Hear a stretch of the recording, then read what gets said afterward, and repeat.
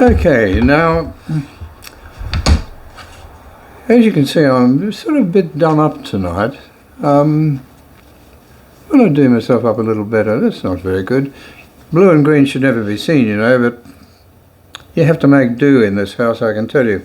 Now, where did I get this chair in here a bit? A disaster has befallen me. As I say, I've got no technical crew. And I discovered the other day that in 2 of my productions, maybe I got a bit carried away, and maybe I spoke French or something like that. But there was 10 seconds in one and 7 seconds in another that I thought I should excise. I wouldn't want to offend the delicate, of whom I'm sure in Charleville there are many. Well, I didn't know how to do it. So I went to the internet and I seemed to get an idea of how to do it. So let's assuming that both of them were productions of 50 minutes. Well, I wanted to remove 10 seconds from the middle of one and 7 seconds from the middle of the other. Well, so I went to work, you know, following the pattern, if you like. Well, to cut a long story short, the one from which I had to delete 7 seconds ended by being deleted totally, and the one from which I had to delete 10 shameful seconds remained only with the 10 shameful seconds. So I am doing what you might call a repeat. Okay then. So let me begin. I'm doing this one. The one I'm repeating first of all is the CBD to 1949 or about 1949 part 1. And the object of that was this. It was to assist people in 100 years' time who read some part of Charleville's history, and they'll read about this shop or this person or that person, and they'll think, now where could that have been?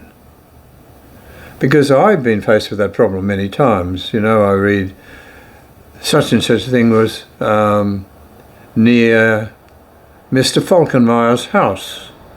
Well, you know, there was no such thing as, you know, 200 or whatever it may be in Alfred Street or whatever. Another one, I think it might have been Father Flynn writing about the Janetskys, said that Mary Janetsky received a grant of land, which she did not. The Janetsky were given a little bit to gilding the lily, shall we say. But anyway, he described the shop as, where Mrs. So-and-so's shop is. Well, as it happens, I could work out where Mrs. So-and-so's shop must have been. Not that I knew it, but it's just that I knew which block in Alfred Street it was that Father Flynn said had been granted to Mary Janetsky, and so that's how I knew where the shop was. But had I not known that, I would have been just as mystified as I was when I saw reference to Mr. Falkenmeyer's house.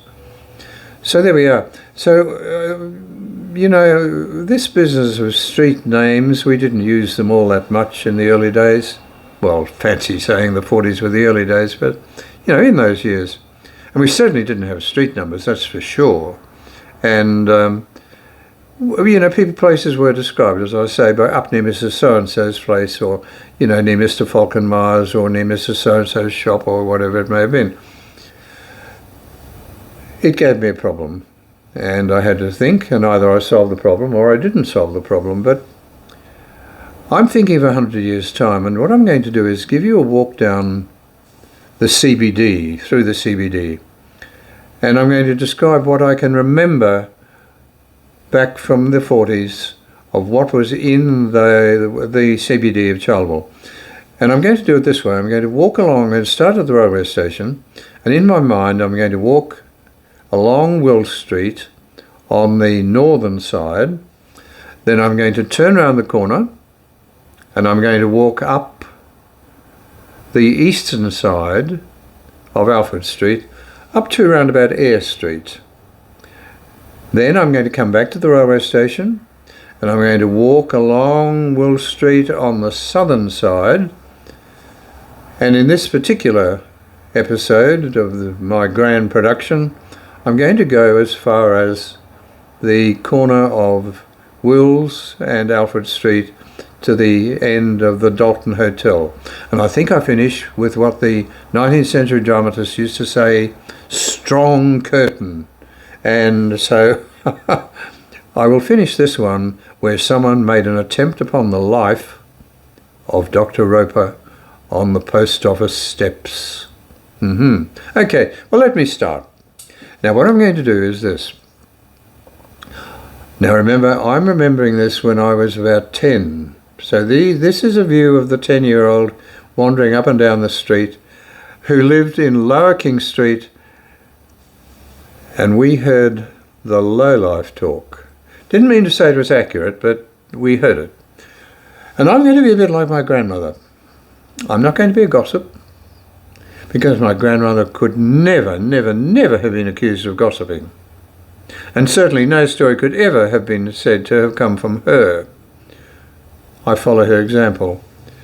She always used to begin every story that was worth repeating as people say. So many of the stories that I will tell, scurrilous though they may be, and true as I think they could also have been, might also have been categorised as people say, although some of it did appear in the newspapers. Okay, well, we begin with the railway station, and that sort of look down Will Street. That railway station was not where it was supposed to be. It was supposed to have been 700 metres east of there, but that rogue Eischen, what's his name, Mr. Eichmann, he was mayor of Charleville at one stage, and he ran the Charleville Hotel. And he tried to raffle the Charleville Hotel, I might add. I must make mention of that, because I think we won. But we were diddled. Okay then, but anyway, Eichmann and I think also Fitzwalter got involved in this, and a few others, and they persuaded at the last minute the government to move the railway station down to the top of Will Street. If it had stayed where it had been, or was planned to be, it would have fed down, say, Burke Street. And it was the top of around Burke Street and Alfred Street. That was the centre of life, the hot part of town. And, those two fellows down there at the bottom of Alfred Street thought they could do better than that, particularly if the train traffic came down Will Street. Of course, it would come automatically to the Charleville Hotel. And then in 1895, when that bridge was built at the bottom of Will Street, no one wanted the bridge there, I might add. They wanted the bridge down a bit, down towards Gowrie Crossing, maybe where that new bridge is there now. I'm not quite sure. Is that down near the Church of England, or just one of those streets near the Church of England? Anyway, the carriers wanted it, down a bit, but Eichmann didn't. He wanted the traffic to flow down Will Street from the railway station, and he wanted the traffic to flow up Will Street from the bridge. And I think that was finished in about March of 1895, if I remember rightly. But anyway, so the railway station came, and that's where it was put. It was a little old wooden building. There are plenty of photos of that around. If you can go to the internet and go to the archives, State Archives has got photos of it, and probably the State Library, I would have thought. But anyway, at the end of Will Street, the eastern end of Will Street, was the railway station. Now, it's not there now because it suffered from, I suppose, certainly I know, because I have inside contacts, I think what was called the red steer. The red steer was put through it. It went up, of course. But I was in Brisbane at the time. I was studying, I don't know what year it was. But anyway, I was in Brisbane. I could have been at high school, I could have been at university, somewhere, I'm not quite sure. No matter. I read of the fire. Okay then. But not only did I read of the fire, about 6 months later I read where the station master was in court on a charge of embezzlement. Well, Courier Mail readers may not have made the link, but but I certainly thought of the fire a few months earlier and then the charge of embezzlement a little bit later. Now, it may be no connection, but you never know. Okay, and so I step out briskly, pausing occasionally, of course, to give you a little bit of a, the story of the town. So you go down, walk down the street, and on that eastern side, well, over the road from the railway station now, there's a petrol station, but in the, what would it have been, in the 20s, I think, on the corner there, the croquet ladies, set up that was the first croquet, do you say green or whatever? But there was a croquet green there. That's where their first green was, and then they moved down later into Alfred Street. But before that, of course, it had just been pure sand, and I know it was a sandhill there because, anyone who knows the area will know what a great sandhill there is there. And I know it was there because my grandfather was paid some money at some stage to bring a horse and cart up and to cart some sand away. Now, how much he was paid, I do not know.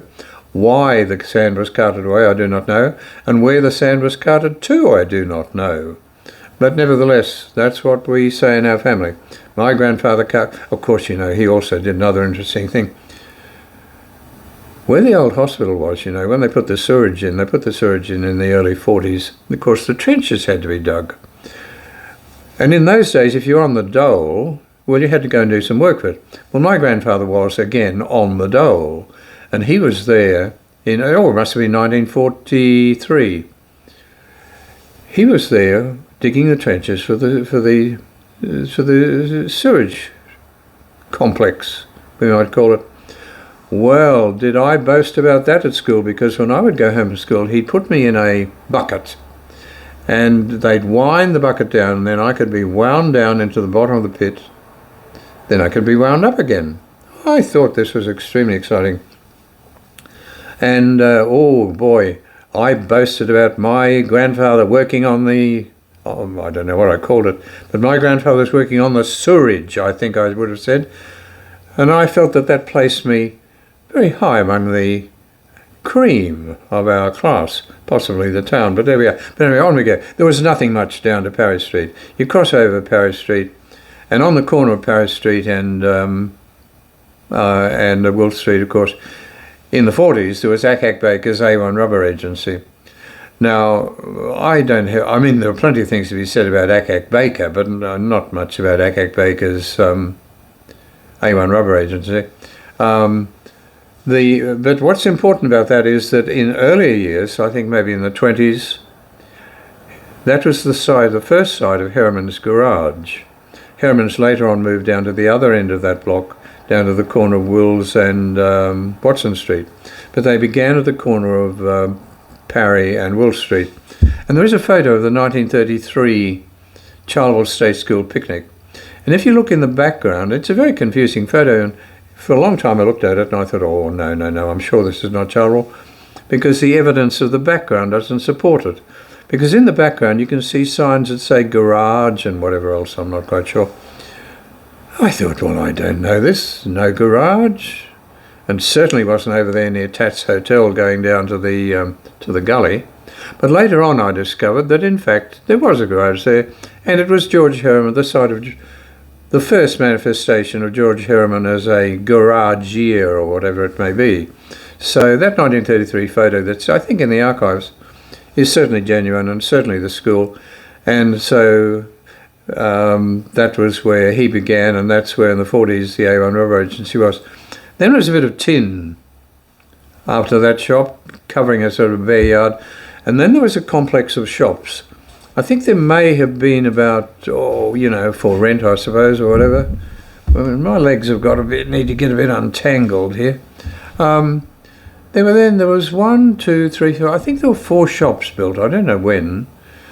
But maybe it seemed like a grand commercial opportunity with the advent of the railway station and things like that to build this complex of 4 shops. Because, at one side there would have been the railway station, and on the other side there would have been the old Cobb and Co building. So, and then the school over the road. It may have seemed like a good opportunity. But anyway, the first of them, when you came to them, was Gladdy Collins's lolly shop. Gladdy didn't seem to do a big trade, and she only seemed to sell lollies. But I remember her because we went over one day. I don't know how old we were. I don't know what year it was. But, it might have been 1945, possibly. I'm not quite sure. Around that, approximately. 1945, you see. Okay. We went over one day and Mrs. Gladys Collins was in sombre mood.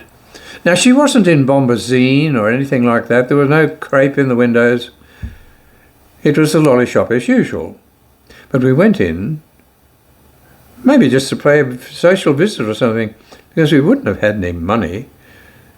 Or if we had, it would have been a penny or something. Or what can you buy with a halfpenny? But you could probably buy something with a halfpenny then. But anyway, Gladys was in sombre mood, though not in bombazine. And she said to us,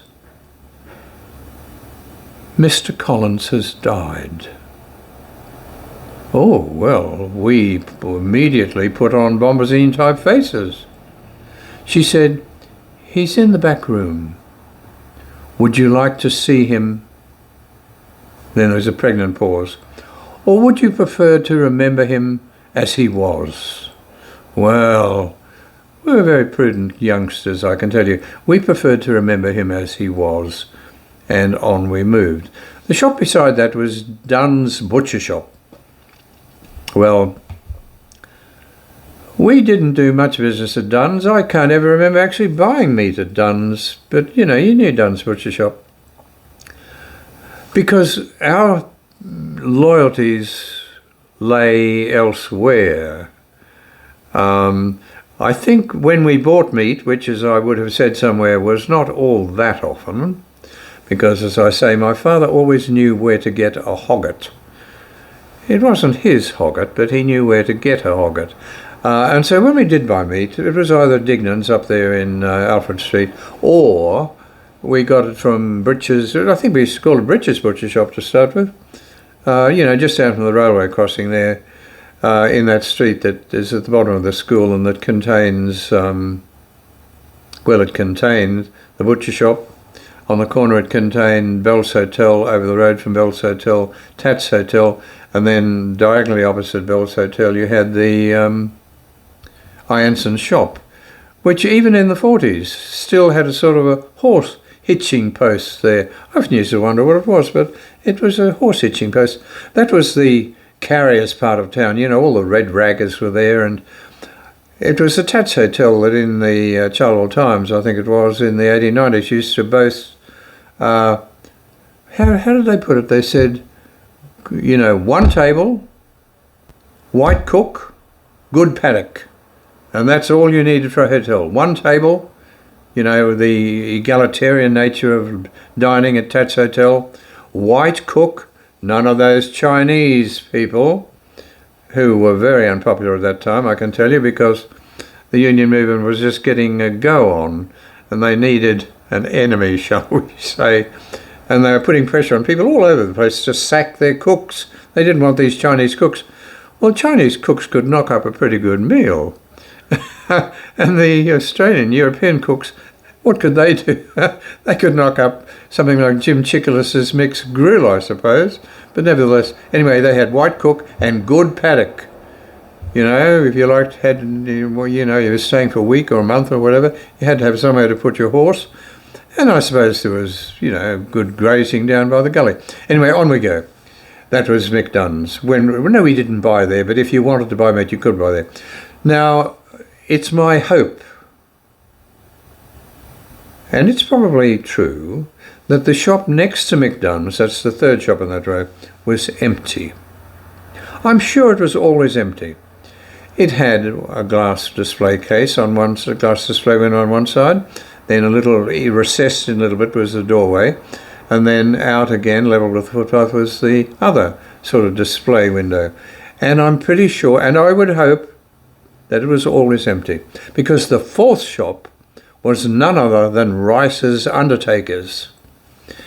Now, would you have wanted Rice's Undertakers to be, and would Dunn's have wanted the Rice's Undertakers to be right next door?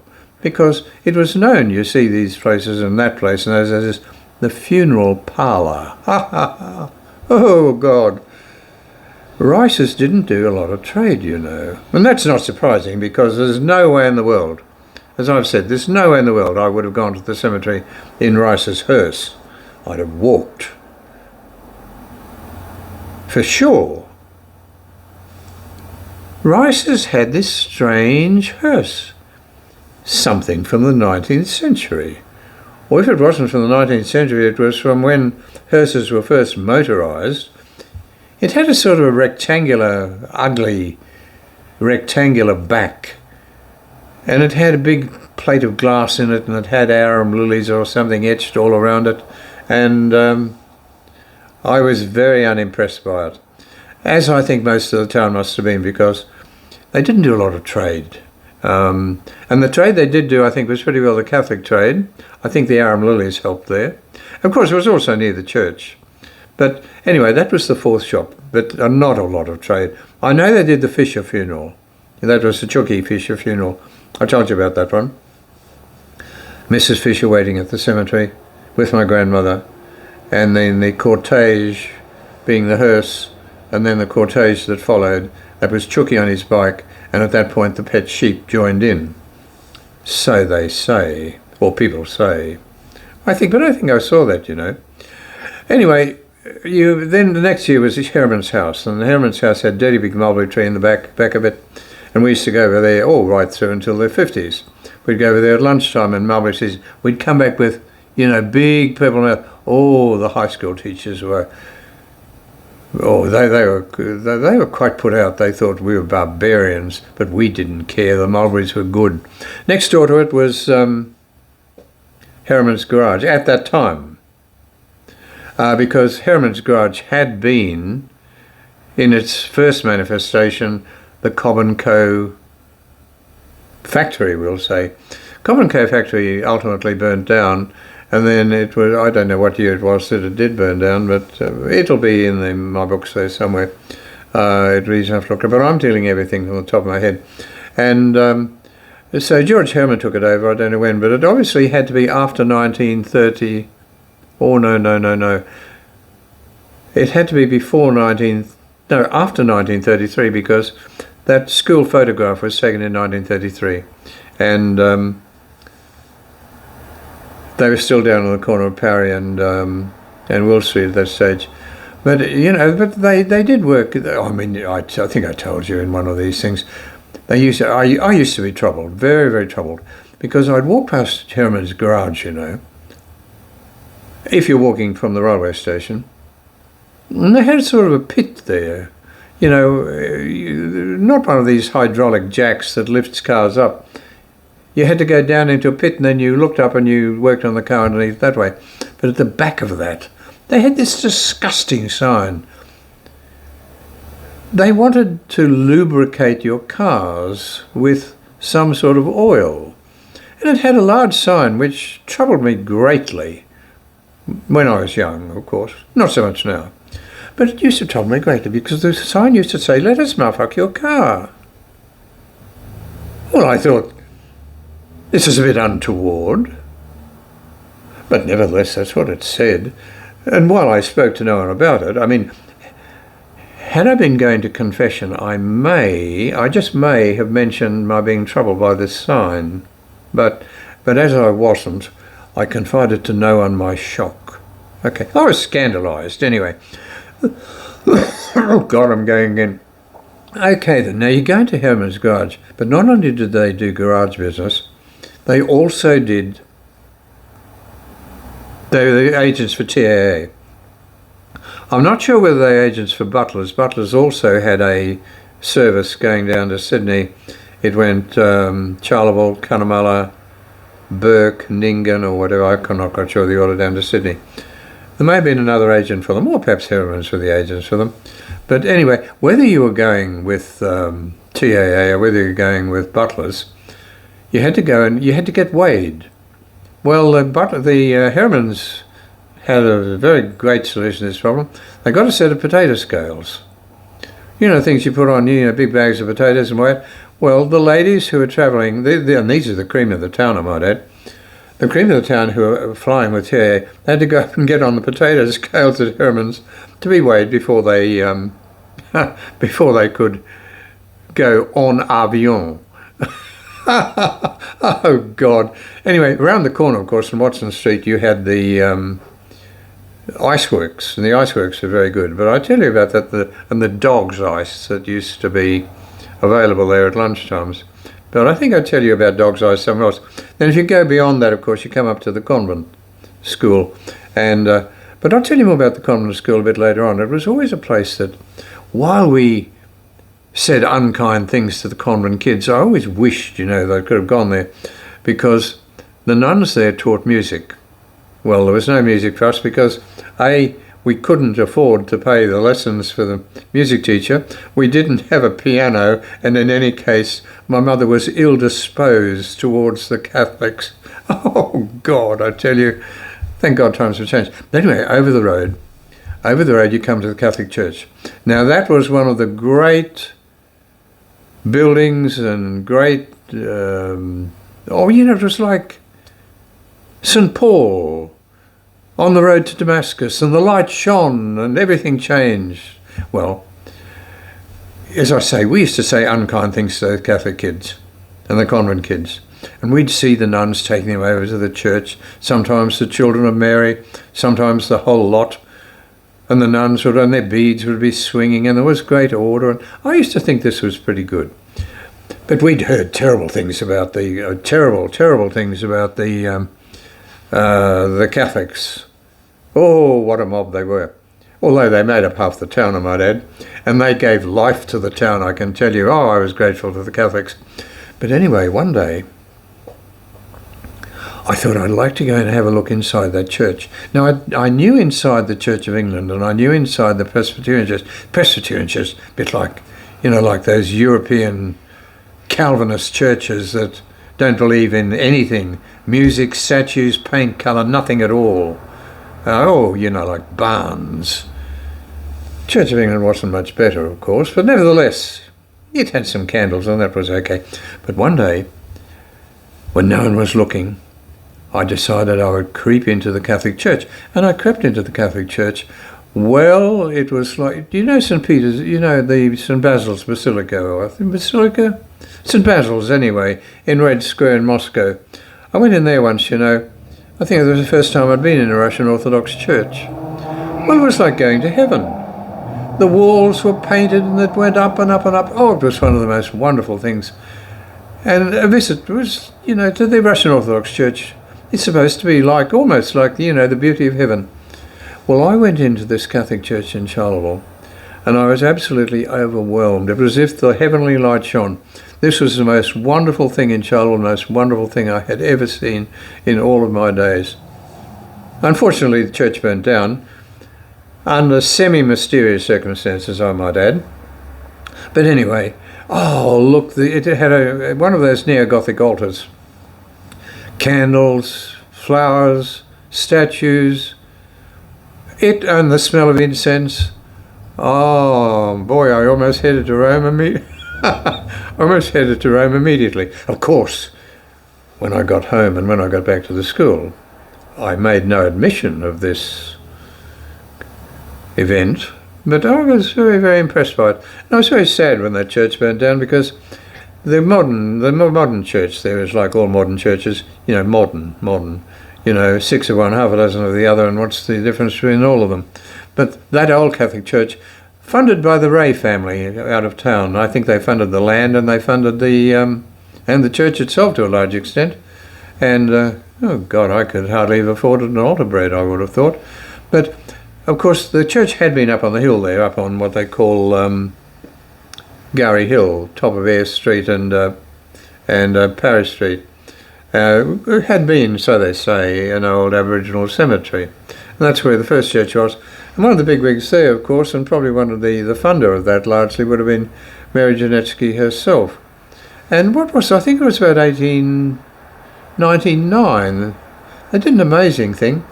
Mary Janetsky was a great musician. Oh, no, it wouldn't have been Mary, it would have been her daughter Louisa, at that stage, Adrian.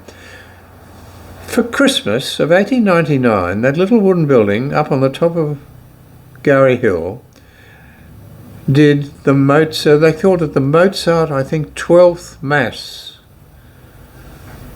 This was, you imagine, the organ, the Mozart music, the soloists.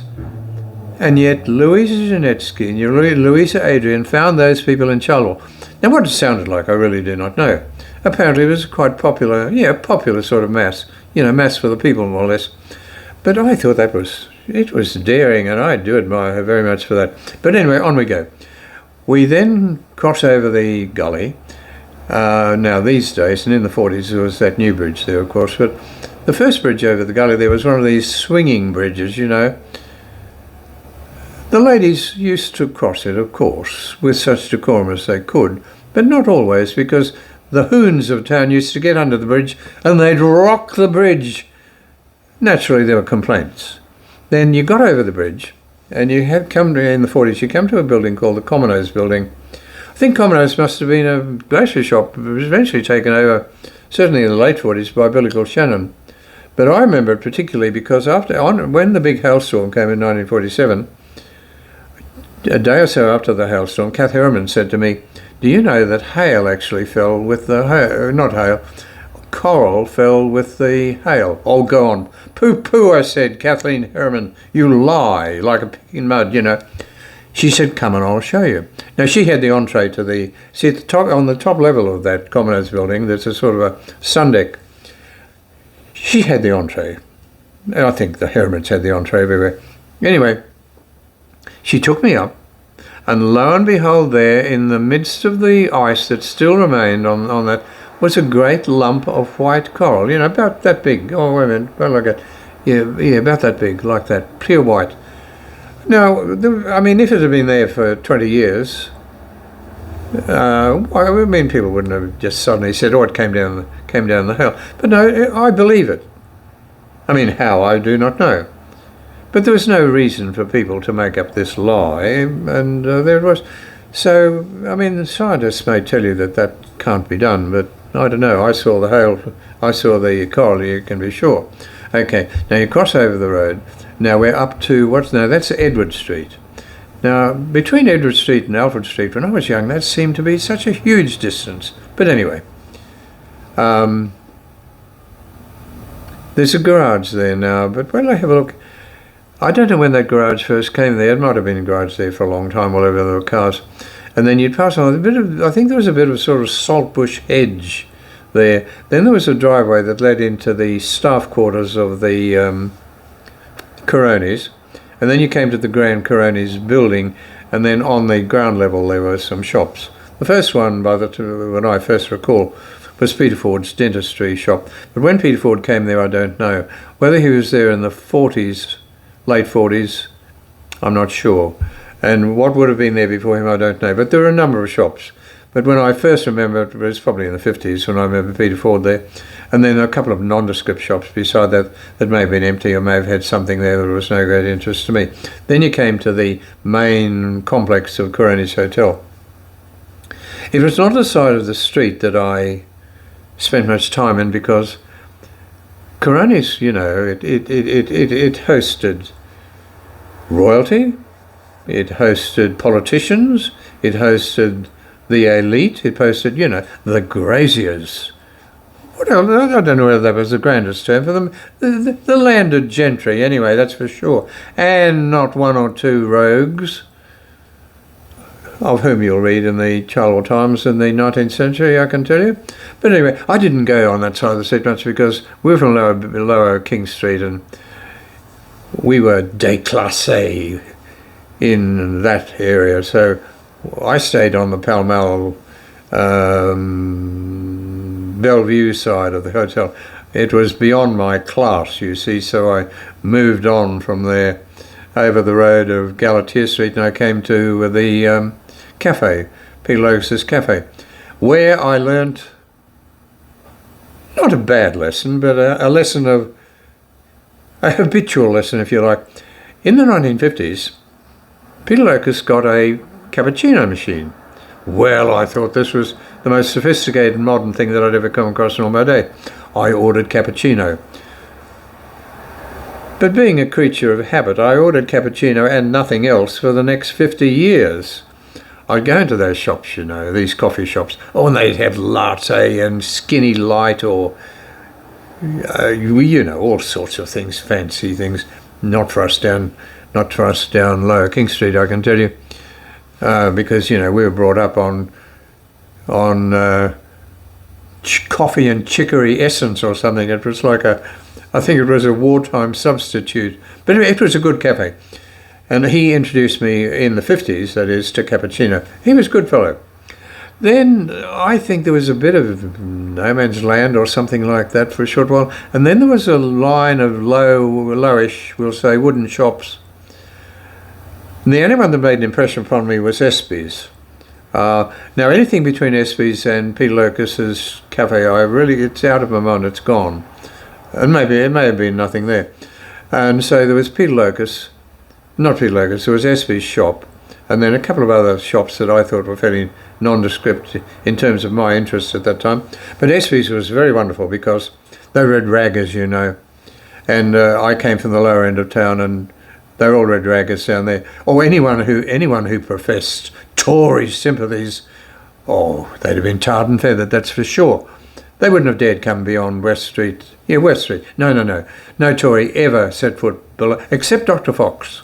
He came there once, in rage. But I think I'll tell you about that. That's just because my father chopped the tree down over the number 1 fairway. But that was about the only Tory who ever dared to come below West Street, I can tell you. But anyway, Espy's was a wonderful shop, very red raggers. They had Mr. Scott. He used to come around on his bike. He'd take orders. He'd deliver the stuff in a brown paper bag a few days later, on his bike, I might add. We liked this because he always included a small packet of boiled lollies.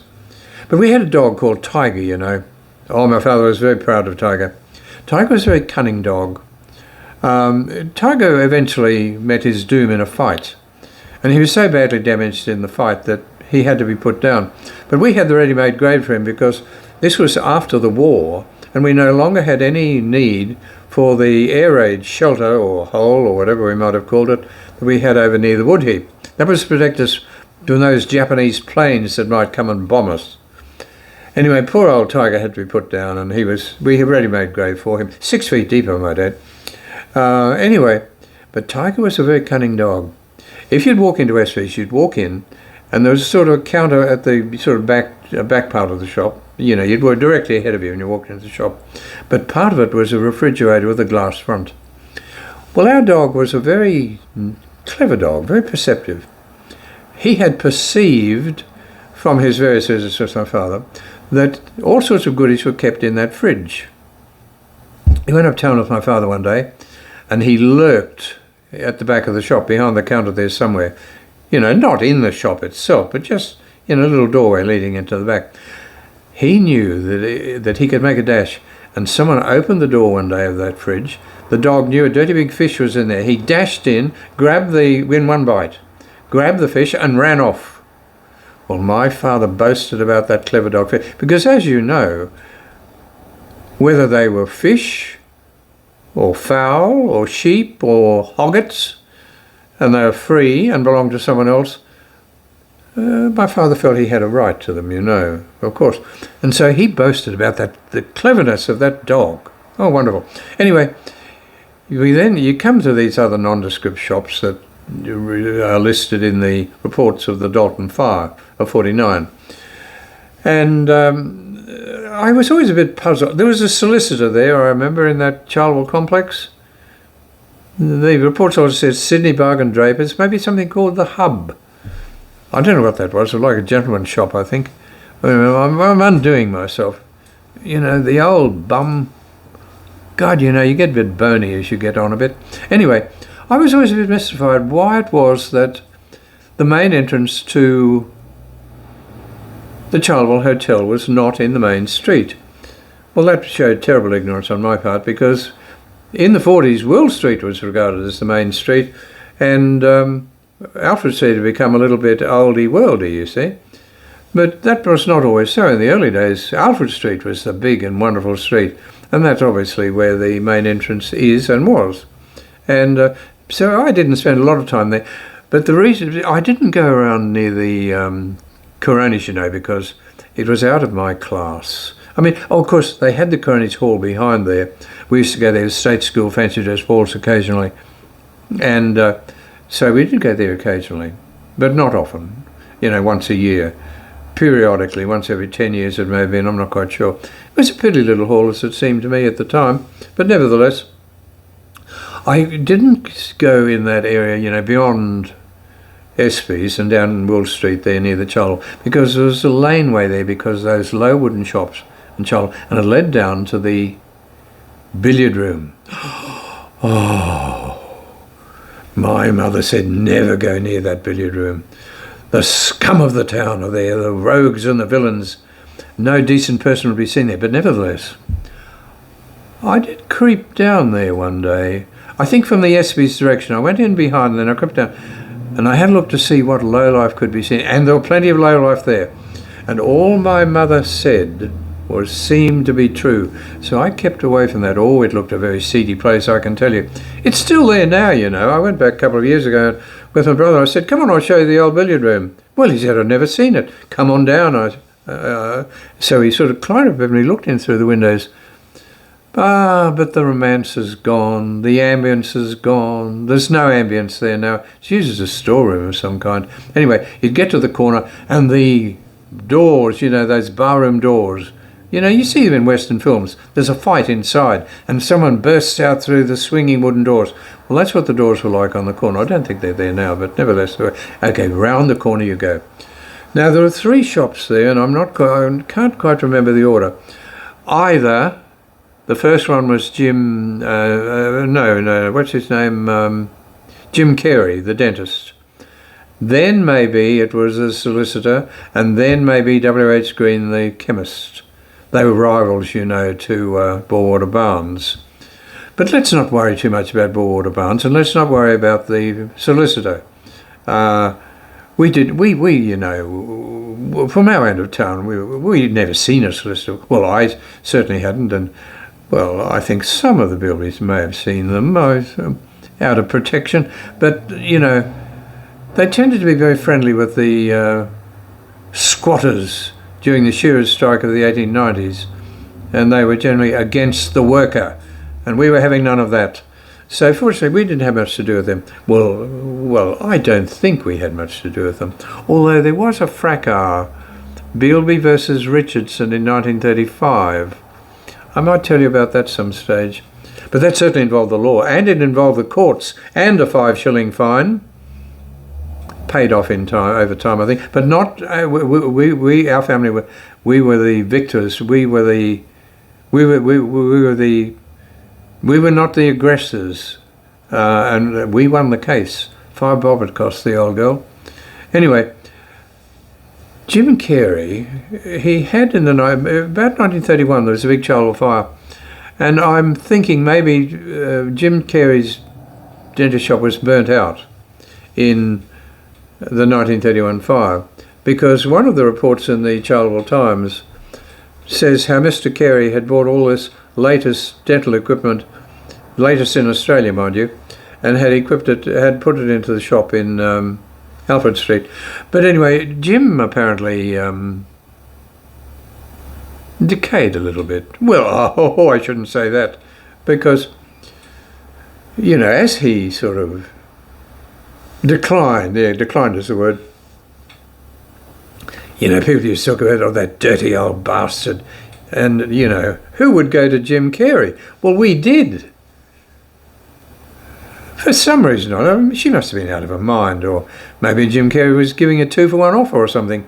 But I know she took 2 of us along one day, and Jim said, or had put it around anyway, that if you remove 2 teeth, 1 tooth here, 1 tooth there, if you remove those teeth, it allows your teeth to grow and your mouth to become more beautiful. Now you have a look. Can you see that? That's beauty produced by Jim Carey. But he was a dirty old bastard. We went into the shop and he gave us injections. And I observed that his glass, his equipment, was in a dirty old glass with rings around it, because I think he used to keep some alcohol in there or something. There was no autoclave or anything like that. He produced this syringe. You could have inseminated a cow with it, or basted a large turkey. Oh, it was a horrible thing. But anyway, some years later, I'm not sure, it couldn't have been too many years after that,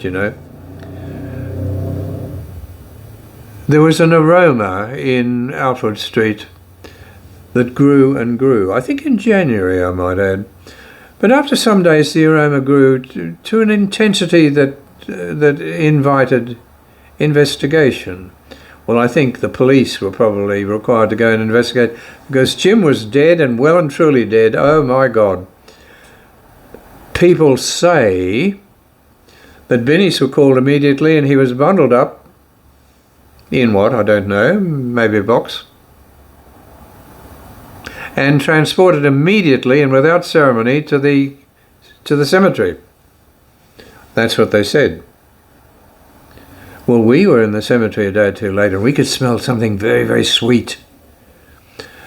And it was my belief at the time that Jim had been on the nose a little bit, and even though he was 6 feet under, the Binnies had sprayed aftershave or something around, and the cemetery smelled quite nice for a couple of days. Whether it was, as a result of Jim's decline or not, I don't know. But nevertheless, there it was. Anyway, on we go. Then you'd come down then to, then there was Austin's shoe shop. Then at some stage there was Roy Foster's electrical shop. We bought a radio there once. Big investment. Of course, when we bought the radio, we wanted everybody to know we had a radio, so we turned the volume up. You could have heard it down near Gordon's. I mean, what was the point of having a radio if no one could hear it? So we turned it right up. That was Roy Foster's shop. Now then you come to a roundabout. Now there's that lady Jude that I see from time to time. Round about there somewhere, I think. Yeah, she's located in that area somewhere. But anyway, then you come to Dignan's butcher shop. And it may have been Dignan's that had migrated a little bit from that Alfred Street. Maybe they moved into that shop on the corner of Galatea and Will Street at some stage. But I wouldn't be sure about that, because there was a butcher shop there. Whether it was Dignan's migrated or not, I don't know. We didn't know a great deal about Dignan's, because you know how it was. Free meat, why pay? As they say, no, I won't say. I might have to delete 10 seconds again. I don't want to come in on that. But anyway, the thing is that that was sort of Dignan's butcher shop. Now, let me think. I don't think there was any story connected with Dignan's butcher shop. Although in my mind, I'm thinking there is, but I'll come to it. I'll think of it in a moment if there is. Then after Dignan's butcher shop, there may have been one or two other nondescript shops.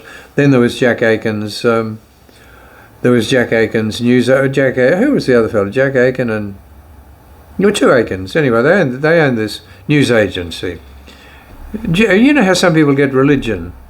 Well, Jack got politics, and Jack sort of realised that, hey, if you get the right sort of politics, you can become the Labor member for Warrego, which he did. Whether he would have been the Labor member for Warrego, or the Tory member for Warrego, or the Liberal Democrat member for Warrego, I don't think he would have cared very much. Well, may he rest in peace. People say. Okay. Anyway, next door to that, and this is where I had the problem, was, I think, Mr. Faithful's photo shop. Now, Mr. Faithful used to take photographs. A few candid shots around town from time to time. And on one occasion, he went to the races. And he took a candid photo. And I dare say he was very proud of it. It was a real action shot, Two horses were approaching the finishing line. In fact, they were probably at the finishing line. One horse was leaning its head forward. The other horse was raising its head to heaven. The jockey with the horse whose nose was leaning forward was galloping on, blah, blah, blah, But the jockey of the horse whose nose was raised to heaven and looked, for God's sake, it was going to rear, was pulling back like this. Oh! Because, you see, when I told you the story about Nugget Smith and whether horses were going or not, it appears that the horse whose head was raised to the heavens was not going, and its jockey was pulling back. Anyway, fortunately, it was beaten by a nose, and so all was well. You know, the order of things had not fallen apart. You know, the natural order had prevailed. Then you came a little bit further along from there. There was a place called Sydney Bargain Drapers. Well, that's where they were, and I remember this. My mother bought something there once, and we didn't have a lot of money, and she was pretty well out of money. And whatever this thing was that she bought was either unwanted or unsatisfactory. She took it back, and she wanted a refund.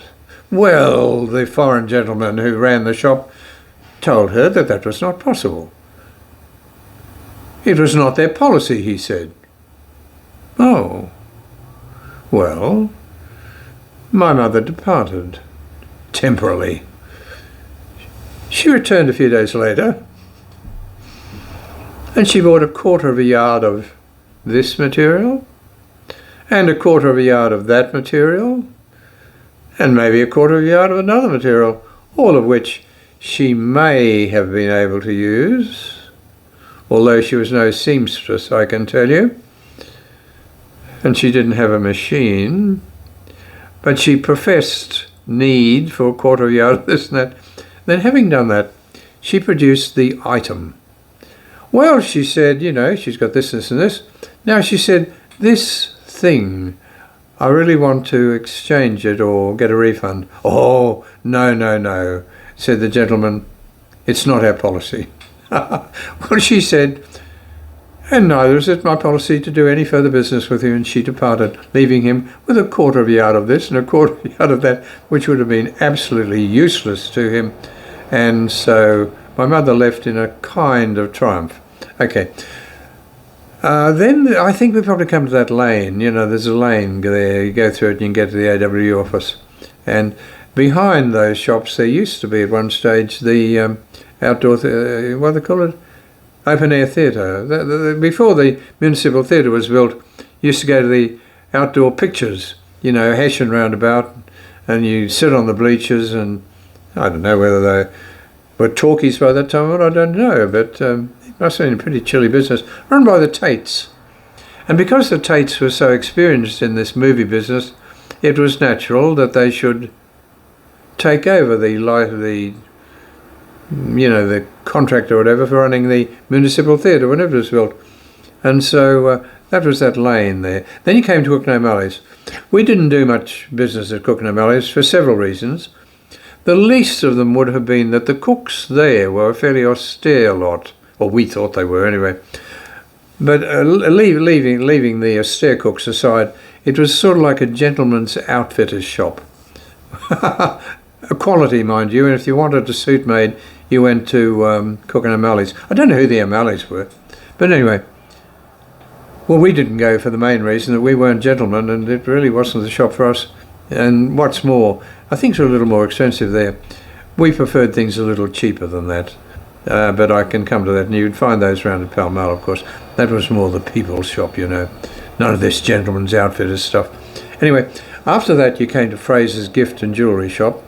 Well, we didn't go to Fraser's for gifts or jewellery, but old Mr. Fraser, people said he had elephantiasis, which we believed, because he was a bit puffy, you know. He had a large body. I was in awe of him, but we had to have our box brownie photos processed, and so whether you were in awe of Mr. Fraser or not, you went. Anyway, you'd give him your roll of 8 photos from your box brownie, and he would print them, and away you'd go. And so it was a very useful shop in town. I don't know whether they made any money out of it or not, I don't know, because the shop never seemed to me to sell a lot of jewellery and gifts and so on. You wouldn't have made a lot of money there. Beside that was, I think it was a plumber's shop. I think it belonged to Jim Lang. Jim Lang. Jim was on the council for a while, you know. Fairly tempestuous fellow, I believe. I do believe that it may be, no, I may get the names wrong here, but about the time that Akak Beg was there, about the time Akak Beg was the mayor, you know, there were inkwells thrown, missiles did apparently go across the rooms from time to time in some of the more tempestuous meetings of the city council, and I believe there was some sort of jostling, because if you have a look at the side of that town hall, you'll see a little portico, like, what do you call it, the Romeo and Juliet portico. Well, wherefore art thou Romeo, or wherefore art thou Juliet, whatever it may be. There was a jostling there, I think, reported in the Charleville Times. But I think that belonged to Jim Lang. I had thought that might have been, I thought he may have been called Bells and Hobbles, but I don't think so. I think Bells and Hobbles may have been Mr. Sims, who had a second-hand vendor's shop in the Dalton building. But anyway, there we go. So you leave that, then you come to the corner there. And when you get to the corner, I think there used to be a bank building there. Maybe the bank building is still there, I don't know. Anyway, then you'd come to Eyre Street, and then beyond that was darkest other end of town. We didn't have much to do with the other end of town. Will Street was about as far as we would go and feel safe. Those people at the other end of town, they were a different tribe altogether. They had none of the flair that we had, I can tell you. Nor did they have any of the colour, I would imagine. But they were down the other end of town, and so we didn't venture into 10-year-olds, we didn't venture into the other end of town lightly. We had an old aunt, who lived right up the other end of town once, but what she was doing up there, I do not know. It was almost treachery, but of course she was on my mother's side. And so, not on the Bilby side, I can tell you. I don't think we wouldn't have darkened the door of any of those places on the other end of town. You could be ambushed, you could have been waylaid. All sorts of nasty things could have happened. No. We kept away from the other end of town. Which reminds me, I think, I go back to Dignan's butcher shop. It was either that and the other shop. You got this you could go and you'd buy a 2-bob roast, On Friday or Saturday, you'd be getting ready for the Sunday meal, and you'd have to have the roast. Well, for our family, a 2-bob roast was fine. Oh, and they were good. But I'm absolutely 2-bob. If you want a 2-bob roast these days and you go to a butcher shop, you've got to pay about $25 or $30. It's scandalous, absolutely scandalous. I wouldn't eat them. I practice buyer's resistance, and I buy sausages. Oh God, I lead a tough life, I can tell you. But anyway, that takes me to the end of Alfred Street. And now I've still got to go back, and I've got to do the bottom of the southern side of Will Street. Oh dear, isn't this crook? Okay, well I have to finish this there. So you've got the northern side of Will Street, and then the eastern side of Alfred Street. And there are a few little stories there, but there are some more interesting stories on the southern side of Will Street and on the western side of Alfred Street, but I'll come to them. So I'll just finish this one here, and then I shall return.